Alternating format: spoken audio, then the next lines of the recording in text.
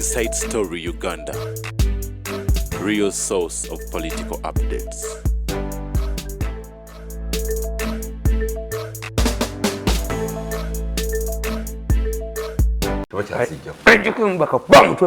Kakati no mwabagala okuba jase everett basangibwa beba jase ekasenyo kufumuke mu mpale abusa banka ujjo kubasanga abakulu bano bayina estate endala eyegaluga milioni 65 waliwo yagenda nabagamba nti kwezi yatugame milioni 60 nedda ziri milioni 65 ezo muzongo nezonkiro kutabula ekintu nekibeera maliddaadi kale no bali kusoma noti 5 2017 13 oba noti 7 noti 317 10 biba Everett Real Estate Dealers abatunda ettaka eri ebyapa lyokati batunda bibanja kale tulina mukadde waffe Tamale Mirundi okimanyi nti eddogo likola eddogo alemana nkankobole nabagamba nti kasejiyita emyaka 9 okatera mandwa nti njireseza akayo kali bakalijo akalijo katandika oluvannyuma lw'emyaka emeka omutego negukusiba enkalu waliwo omusajja gwendaba naye gwe tutulya bizinesi zongeri gye ziggwawo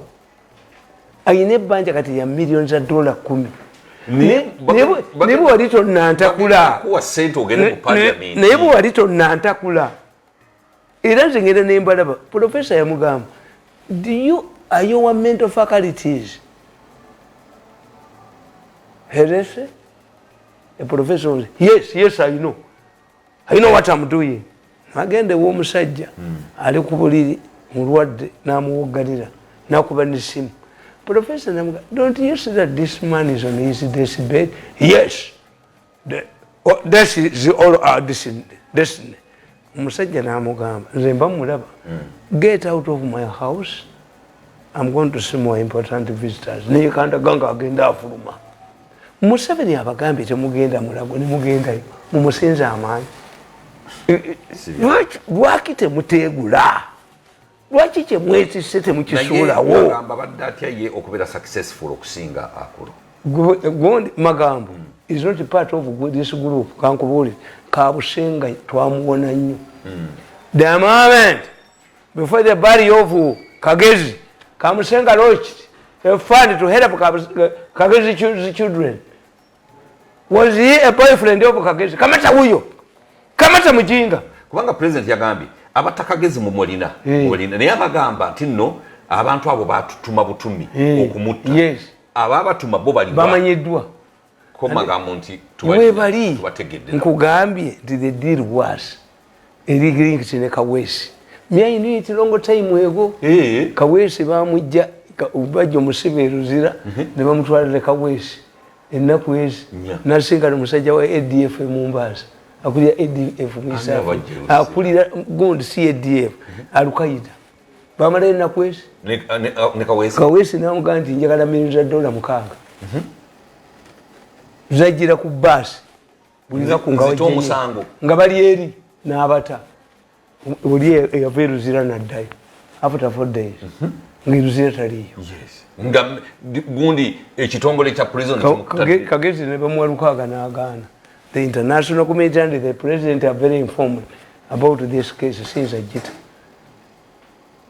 ne bamuma security the woman get desperate to look for security came to me bamulemesa okulaba mu 7 another person who was going to kill in the same way was Bagemeire ne bali bagenda bamuma security kati bagemeire simulabangako naye nakuba akatambi nga bagati muwa anti baali bati anti Bagemeire yagenda okubeera ki first chief justice omukazi era yakola ebigezo n'abasinga ndaba abalamuzi abali fulambo yanti kendi fulumye ebigezo bajja kudduka waliwo ne yafuna 45% saba naye yereka ne wigize kakati gyobola kisaki yanyiga what was the purpose of ebigezo bya Judicial Service Commission abasingi muba kuba bagezi mwali mwadobwa minister wa justice nchane mugoba ne bali mu mutwe mulizo ni iki sacha ate yabawangula yabasinga kakati obo kyamuza obo I prefer to work with northerners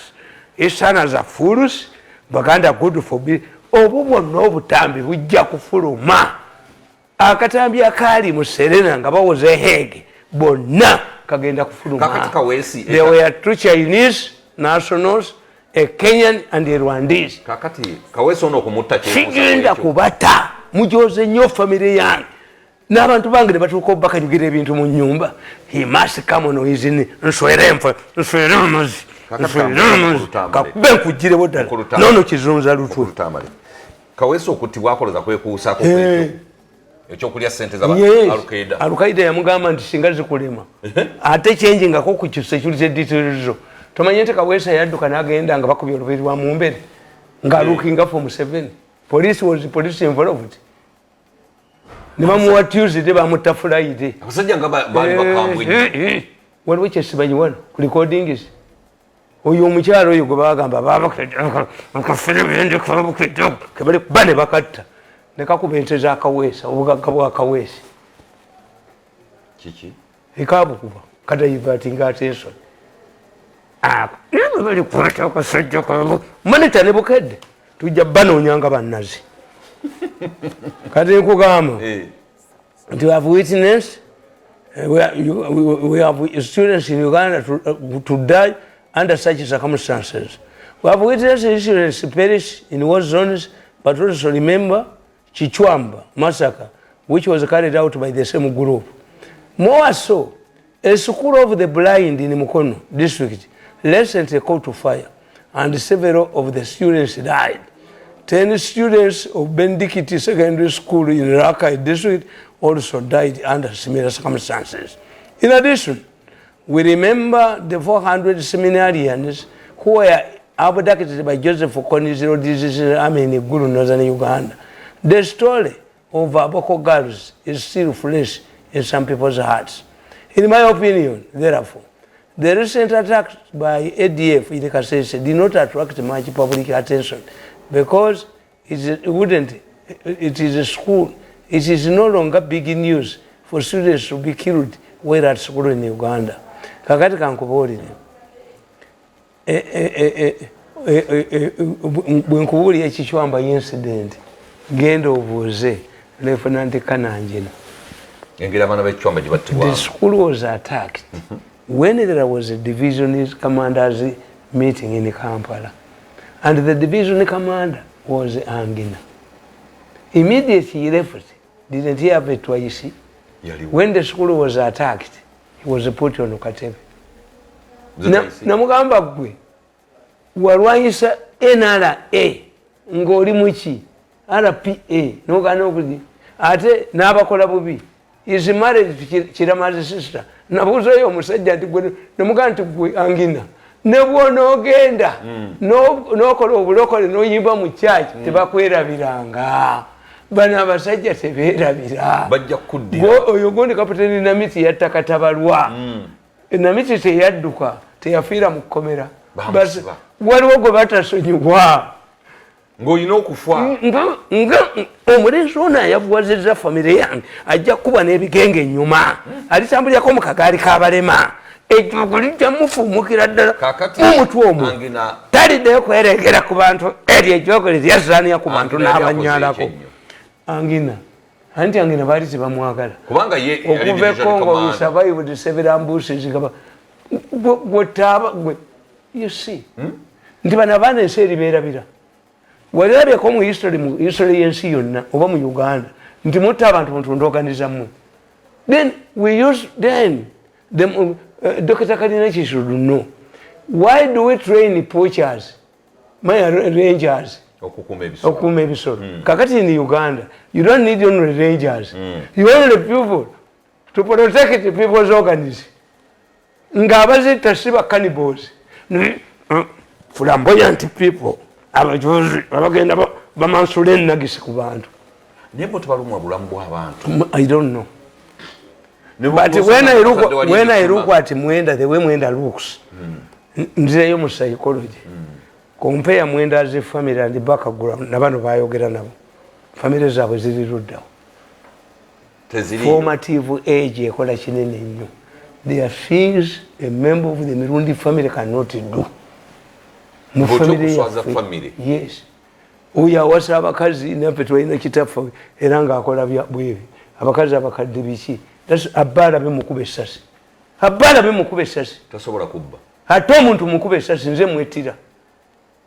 Tuyina don'ts mu family yaffe tetwagala mu muteeko naye gwe n'olowooza nti gwayina buli kimu ojja kutta abantu abaana bo bali seefu mujja kuzaala bimongwa ate omuteeko kati ng'ogwange gwe nabasimbamu gusula n'emizimu gyonna kati ze omwana wange baamutta mu alubatiku buli lwengende waffe mu kyalo nkumako eddagala gusuke kukuba abaana baabwe ngukumira eddagala kukuba abaana baabwe ne bakuleka ogende mu parliament okakkane kakane nkugamba as mentioned earlier nkugamba in my opinion therefore nkugamba as mentioned earlier Ugandans have witnessed a number of articles of deaths involving students in schools. In some cases, if pressure is exerted on police, the culprits are apprehendable. But this is not always the case. For example, Chichamba attack occurred when there was a division commanders meeting in Kampala. The then division commander, Lieutenant General Charles Sangina, was targeted and placed on Katebe, awaiting deployment. Yet, the incident occurred in his absence. Did he leave behind other officers? Yes, ideally. The responsibility would lie with those he left behind. Yagenze mu meeting. Waliwo abamubeererawo nga taliiwo. Furthermore, those who were responsible like Colonel Benz, who confessed to have committed the Gersham murder, together with others were pardoned through the Amnesty Committee. What type of approach is this? Even when the law provides for amnesty for individuals who commit crime, some should not benefit from such considering the crimes committed. Amnesty President Museveni yagenda to justify Congo. Yatugamba mu nkunganyiza ebifaananyi by'ekicwamba. Bwe yagenda mu PTA meeting bonna n'abalage bamugamba nti walwawo n'okulwawo okulumba Congo. Mbw akabenzi. Benzi yeje ne yekalakasa. Ayokeza abana b'ekiki mukube essasi nga bwe nali nja okubaluza. Bamusonyiwa. Ayokeza ab'ekicwamba. Yes, nalaba ekisajja ekisiru. You see why these people era monitor yakuba. ADF top commanders want to surrender. Ekisuma nikigenda mu parliament yakivudde mu Amnesty Commission to add for more money. You see, because they go back because of so if those who have been defeated by UPDF are given more facilities than the UPDF officers who have defeated them, are you encouraging the UPDF also to riot? Era kyekiringa kibategeeza. Tebategeera. Kubanga kakati bali baba benefiting. Yes. Then kakati bano. Why do we heap restrict refugees in camps? Because refugees attract the attention of the international community. Ndio sanga refugee nga ali bulungi nga inemera akola kibulangiti nnungi. It creates a minute between those and the hosts. Nasome Germany mu 1990 nga Germany bayina ekibiina ky'abavuka babayita ba black skin nga batabaddukafu era nga batuga nti once you say to those people vira mu kudex gundi. Why? Bakwatako abaddukafu ne bateeka mu gundi most serious. Bonga baga nti sente tebalifunye ng'ensako ffe tuzimazeewo. Kituufu. Yes, the black skin in gundi in Germany. It was in Germany in gundi. By the time the Berlin Wall fell, I was in Germany doing my course. Ebintu ebyo bikolebwa bitya? And tebayina magezi mitwe. Most of these people are idiots. Kati ngaziruddawa. Nkugamba. Therefore, nkugamba nti therefore, what does the country benefit from pardoning such a people? Doesn't this practice encourage people to commit more crimes? When UPDF launched the operation, the Daily Monitor newspaper claimed that ADF top commanders wanted to surrender in order to benefit from the amnesty, and some ADF commanders have surrendered and sought amnesty. How many? Therefore, this means that there are people called them, we call them scavengers. Monitor is a part of a group of scavengers. The top commanders have, but we UPDF. Both are UPDF, according to monitor. Into a parliament. They want to surrender, but you said. I was told by a later Bishop Ruanga, Kubano,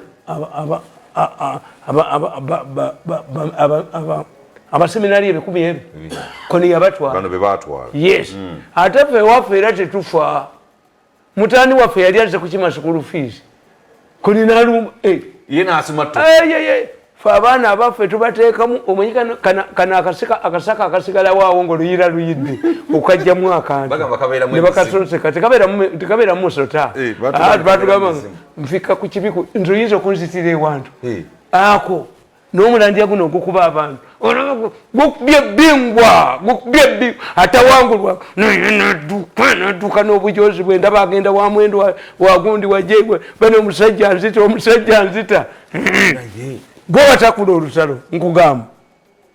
I was told by the late Archbishop of Rwanga, Cyprian Rwanga, Rwanga, that the attack on the Guru Seminary, that he had a security deal with the government, which was leaked by a senior government official, and reacted by attacking the two seminaries and abducted the 400 seminarians not to be seen again. This means that the government was responsible if what Rwanga told me was correct.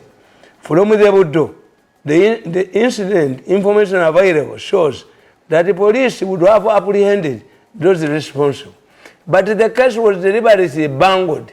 For example, the then director of Yiso Kakabagenda revealed that Yiso had completed investigation on the matter, Budo matter. However, no substantial report from Yiso has ever been produced. Secondly, Yiso does not investigate cases to be submitted to the DPP. This is the responsibility of Saidi, not Yiso. Whatever bakuzanya, Yiso ebuliza, Yiso tekirizibwa kubuliza crime. Ekyo bakisse. Yiso eri ku nsonga. Babakisse, kati fayiro y'abagenda eriwa. Bagenda yagamba waliwo omusajja gwe bakwata omusuubuzi ow'amaanyi. Biliyoni ezi ne bamuta. Bamuta bakakka. Bubali kuse abaana babanabwe 200 ewange nkusaanyaawo anti zenna biribiri omuzukulu tava ku mugongo gwa jjajjaawe n'agwa okujjako nga yamulumye omuzukulu nga nti otto omwana wange n'obeerawo bakakalenzi katta omwana wange n'owaako bw'anaatu anti oyo gwe batta Profesa Kanyerezi kemutumya ndi confess nga tannafa nange nti omwana waffe twamutiramu atupatikuuku Kanyerezi said definitely me with the list of medical doctors abali babikola. Era nalaba ekisajja kiroya, kipolomezi roya mu Kampala. Nakyo mu kusokola kyalimu. Kyagende wa Kanyerezi, Kanyerezi n'angamba kinkwatire. Kitega ebyuma nimbi kitega. Ekati gwe sebo gitiki. I'm here to get the names of those you trained. Yangamba nti yekyali muyingizaamu. Yagenda okwewola sente agisipandika eddwaliro lye nezimulemu okusasula nayingira mu bano abasokoozi is a pioneer musokoozi basokola bubi nosokoola omuntu nga awulira era babitwala ekyo kisajja kintu bakijja kudduka ekyo n'entwe yakyo kiroya weekiri n'amakooti gaakyo former minister kyasokola ne mukazi waakyo kyafa kyali jobless nga baana baakyo bali Canada n'ekyo recording Goli n'agamba Kanyerezi naye abaana b'ennaku zino bamwakula mutya ngenda musajja ngenda kufa yali akava ne Nairobi ngenda kufa ate kindaba era yes you are going to die for us we are young give me the receipt Dokita Namaganda yindi Masaka bonna n'aboogera kozi nze nabateze yangamba kijja kitega ebyuma kendi bikuba bwekiti kijja kusibira kabaale kisajja bwekitule bwekiti kisokoze these ones are for kyekyakolagana nga kano kyekatume wani wa mulani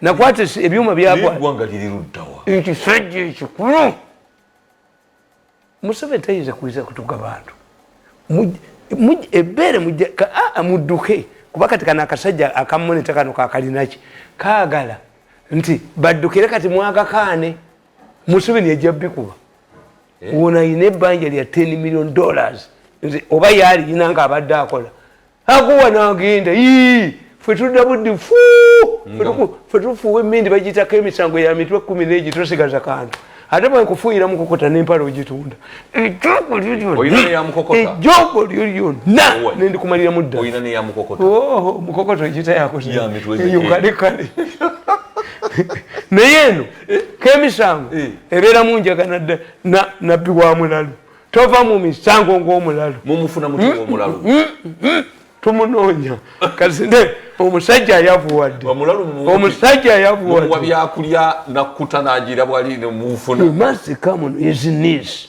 gondi yamugamba bya Ruhanga ali mu police but that man is no he must come on his knees kuswera amazi kakati nkugamba nti oyo tikyaliyo nenkugamba nti another important factor in the reaction of the key players as usual ebuddo Buganda Katikiro Charles Peter Mayiga came into play. He reminded the people that Kabaka Mutebi went through the same school Buddo, something that was completely irrelevant. The burnt bodies were taken to Namirembe Cathedral to contain the anger of the mourners, and Bishop Elia Paulo Luzinda diverted the attention of the mourners with his long stupid sermon.